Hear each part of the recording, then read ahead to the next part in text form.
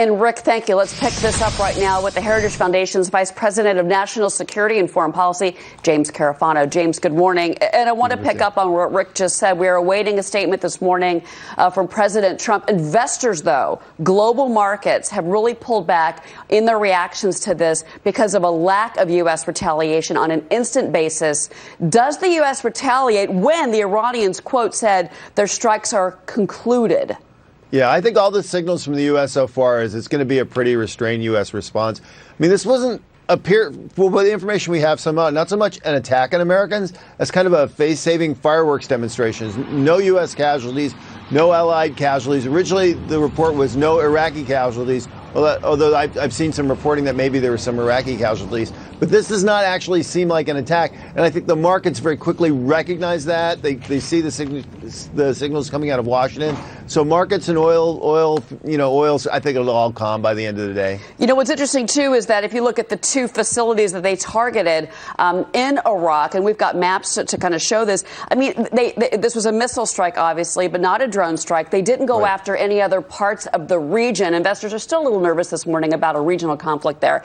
But the Al-Assad air base is there, Erbil. But Iran could have made a strike closer to the border of Iran and Iraq, and it did not. What do you make of that? If they wanted to kill American casualties, there's lots of things they could have done. If you remember the attack on the Saudi infrastructure, that was missiles and drones, but it was the drones, we believe, that really did the precision targeting of really hitting specific things. So, you're shooting an Iranian ballistic missile about 400 miles and a target a couple of square miles. That's a hard thing to hit. You would really want to volley and really target to do that. It doesn't look like they did that. You know who doesn't want this conflict to escalate? The Saudis. And remember, the Iranians went after Saudi oil facilities. We did not respond to that. The United States did not. But the Saudis, there was actually a top official here in Washington, yesterday.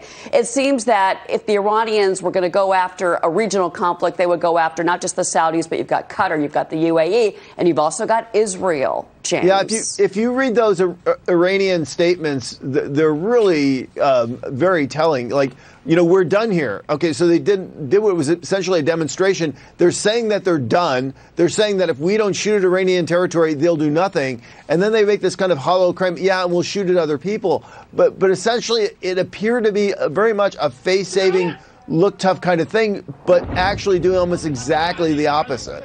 You know, James, as we look at the Dow right now, we are down 84 points in the Dow futures, not 400. I think that's very telling of the current situation this morning. And that'll be wiped out by the morning. Yeah, all right. James Carafano, thank you for joining us on the breaking news. We appreciate it.